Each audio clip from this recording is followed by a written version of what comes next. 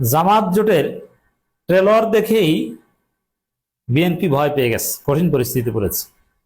জামাত জোট জাস্ট একটু রাজপথে নেমেছে, একদিন একটা বিক্ষোভ মিছিল করেছে। আর এই বিক্ষোভ মিছিল আপনার কি দেখেছেন? সমাবেশ, মহাসমাবেশ, হরতাল, অবরোধ ডাকতে পারে। আমরা তো পরামর্শ দিই যে বেশি রক্ত ঝরানোর দরকার নেই, বেশি হরতাল অবরোধ ঝুঁকি দরকার নেই। অঙ্কুরে মানে এখনই এখনই 2, 4, 5, 10 দিন হরতাল দিয়ে দেন, বিএনপি সোজা হয়ে যাবে। বিএনপি আর জীবনে স্বৈরাচার হওয়ার কথা চিন্তাও করবে না। জুলাই সনদ আব্বা আব্বা ডেকে মেনে নেবে, বাস্তবায়ন করবে। আগামী 2, 3 মানে এই পার্লামেন্টের এই অধিবেশন জামাতের জন্য টাইমলাইন এটাই। এই যে চলতি অধিবেশন যা করার করতে হবে, এই চলতি অধিবেশনেই যদি জুলাই সনদ বাস্তবায়ন করিয়ে নেওয়া না যায়, বিএনপি পরবর্তী অধিবেশনে এগুলো পুরো জাতিকে ভুলিয়ে দিতে চাইবে। পরবর্তী অধিবেশনে এগুলো আলোচনায় উঠবে না। অতএব সাধারণত এটা ইতিহাসে নাই যে কোনো একটা সরকার ক্ষমতা এসেছে, আসার 1.5 মাস 2 মাসের মধ্যে হরতাল অবরোধ দিয়ে ফেলেছেন। এটা সাধারণত হয় না, কিন্তু এবার এটা করা উচিত আমি মনে করি। এবার সরকার এবং বিরোধী দলের মধ্যে দূরত্ব সবচেয়ে কম, ইখতিলাফ কম। সরকার বিরোধী দলের মধ্যে চমৎকার সম্পর্ক, নতুন বাংলাদেশ, নতুন ধারা, কিছু সব ঠিক আছে। তারপরও আমরা বলবো যে এবারেই উচিত 1.5-2 মাসের মধ্যেই হরতাল অবরোধ দিয়ে দেওয়া, এবং এতে অঙ্কুরেই ফ্যাসিবাদের বীজ বিনষ্ট হয়ে যাবে এবং বিএনপি দাবি মানতে বাধ্য হবে। তবে হ্যাঁ, বিএনপি কিন্তু ভয় পাচ্ছে, এটি আমি এই আলোচনায় দেখাতে চাই, এবং আরো ভয় দেখানো উচিত। আপনারা জানেন যে বাইতুল মোকাররমের উত্তর গেটে একটা বিক্ষোভ মিছিল করেছে জামাত। সেখানে মানুষ আর মানুষ, জনস্রোত দেখে, মানুষের উপস্থিতি দেখে মোটামুটি ভালোই ভয় পেয়েছে বিএনপি সরকার। যদিও এখানে আরো কিছু ভালো কাজ করা যেতে পারতো। যেমন দেখেন, জামাতের কিছু লোকের ফেস ভ্যালু আছে। এখন শিশির মনিরের উপরে জামাতে কোনো রাজনীতিবিদ নাই। বাইতুল মোকাররমের দক্ষিণ গেটে যে বিক্ষোভ মিছিল হয়েছে, ওখানে যদি শিশির মনিরকে নিয়ে 5 মিনিট বক্তব্য দেওয়ানো যেত, তাহলে পুরো প্রোগ্রামের ভাব, গতি, প্রকৃতি, ওয়েট পাল্টে যেত। তো এই কাজ করতে পারতো, করা উচিত ছিল। নাম্বার 1। শাহজাহান চৌধুরীর একটা আলাদা ভাব আছে। শাহজাহান চৌধুরী, শিশির মনির, এদেরকে নিয়ে এইসব প্রোগ্রামে বক্তব্য দেওয়াতে হবে। আরেকটা বিষয় হচ্ছে যে জামাতের সেক্রেটারি জেনারেলকে সব জায়গায় এই ধরনের রাজপথের প্রোগ্রামে রাখতে হবে, কারণ রাজপথের বক্তব্য দেওয়ার ক্ষেত্রে তিনি অনন্য। হ্যাঁ, তিনি আছেন, তিনি সব জায়গায় থাকেন। আর জামাতের অনেক নেতা আছে যে যারা দেখলে মনে হয় যে হসপিটাল থেকে সারা পেয়ে এসেছেন, কথা শুনলে মনে হয় যে ঘুম থেকে উঠে এসেছেন। তাদেরকে অন্য অফিসিয়াল কাজ করার তাদের মাধ্যমে। তো জামাতের এই কিছু দুর্বলতা থাকা সত্ত্বেও যতটুকু আন্দোলন করেছে একদিনের, তাতেই মির্জা ফখরুল ইসলাম আলমগীর, বিএনপি কি বলছে দেখেন। কয়েকটি রাজনৈতিক দল অস্থিরতা সৃষ্টির চেষ্টা করছে। আরে ভাই, একদিন বিক্ষোভ করছে, তাতেই আপনারা অস্থিরতা সৃষ্টির আলামত দেখতে পাচ্ছেন। তো হরতাল অবরোধ দিলে তো আপনারা পালাবেন ক্ষমতা ছেড়ে।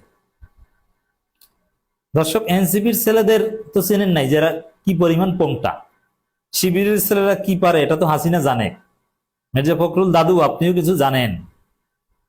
অতএব ওই যে ওবায়দুল কাদেররা, বিএনপি জামাত আন্দোলন একটু চিন্তা ভাবনা করলেই ওবায়দুল কাদেরদের কান্নাকাটি শুরু হয়ে যেত, এই করছে, সেই করছে, অমুক তমুক। এবার এখন দেখবেন যে একটু আন্দোলনের ট্রেলর দেখিয়েছে, তাতেই মির্জা ফখরুল, সালাউদ্দিন আহমেদ, আগে কানতো ওবায়দুল কাদের, হাসান মাহমুদরা, এবার কান্না করবে মির্জা ফখরুল আর সালাউদ্দিন আহমেদরা। সালাউদ্দিন আহমেদও কিন্তু সেম। সালাউদ্দিন আহমেদ দেবেন থ্রেট, রাজপথে আন্দোলনের নামে কোনো বিশৃঙ্খলা সহ্য করা হবে না, কঠোর হস্তে দমন করা যাবে, অনুমতি ছাড়া আন্দোলন করা যাবে না, এই সেই, জনগণের জনজীবনের উপর কোনো প্রভাব পড়লে আমরা ছেড়ে দিব না, অমুক দলকে, জামাত এনসিপি কে অমুক জায়গায় আর বিক্ষোভ মিছিল করতে দেওয়া হবে না, তারা সরোয়ার্দী উদ্যানে করুক, যে এইসব কথাবার্তা বলবে। এবং মির্জা ফখরুল বলবেন যে অস্থিরতা সৃষ্টির অপচেষ্টা করছে, 71-এর পরাজিত শক্তি জেগে উঠছে, এই যে বলার চেষ্টা করছে। অথচ জনগণের নিয়মতান্ত্রিক আন্দোলনকে রাজাকার ট্যাগ দিলে তার পতন হয় হাসিনা, তার পরিণতি হয় হাসিনা। অতএব জামাত এখন এই যে বিএনপি তো সেম কাজ করছে। জামাত সংবিধান সংস্কার করতে চাচ্ছে জুলাই সনদের আলোকে, যে বিষয়ে বিএনপিও একমত। পার্লামেন্টে জনগণের ম্যান্ডেট নিয়ে জামাত কথা বলছে 70% জনগণের গণভোটের আলোকে। সেখানে বলছে যে জামাত 71-এর গ্লানি থেকে এই বলছে সেই বলছে। আপনি চিন্তা করতে পারেন? অথচ এটা একটা সেটেল বিষয়। জামাত সংবিধানে যেসব পরিবর্তন চাচ্ছে এটা ঐক্যমতের ভিত্তিতে, ঐক্যমত কমিশনে এটা জুলাই সনদে সাইন্ড হয়েছে। তারপরও জামাতকে 71 নিয়ে খোঁচা দেয়, এটা কোনো কথা? এর মানে আওয়ামী স্টাইলে জামাতকে ডিল করতে চাচ্ছে। এর পরিণতি হবে ভয়াবহ। তো দর্শক,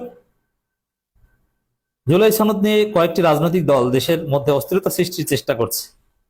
যা দেখছেন একটু ট্রেলার, এতেই অস্থিরতা।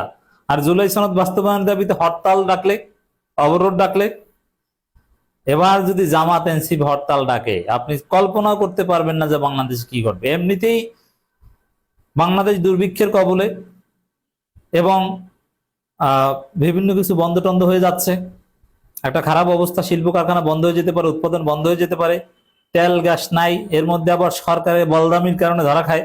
সরকার আর একটা বলদামি করেছে বলি, আপনারা অবাক হবেন যে কতটা গর্ধব গাধা সরকার, এটা কতটা ধৈর্যের সরকার। আল্লাহর খাস রহমতে এবং বাংলাদেশের জনগণের প্রতি, বাংলাদেশের জনগণ যেহেতু যুক্তরাষ্ট্র এবং ইসরায়েলের বিরুদ্ধে ইরানের পক্ষে, এই অনুভূতির প্রতি শ্রদ্ধা দেখিয়ে বাংলাদেশের জাহাজ চলাচলের অনুমতি দিয়েছে ইরান হরমুজ প্রণালী থেকে। এটা বাংলাদেশের জন্য এক মহা রহমত। ইরান তালিকা চেয়েছে বাংলাদেশ সরকারের কাছে যে আপনাদের কোন কোন জাহাজ আছে তালিকা দেন, আমরা হরমুজ প্রণালী থেকে ছেড়ে দেব।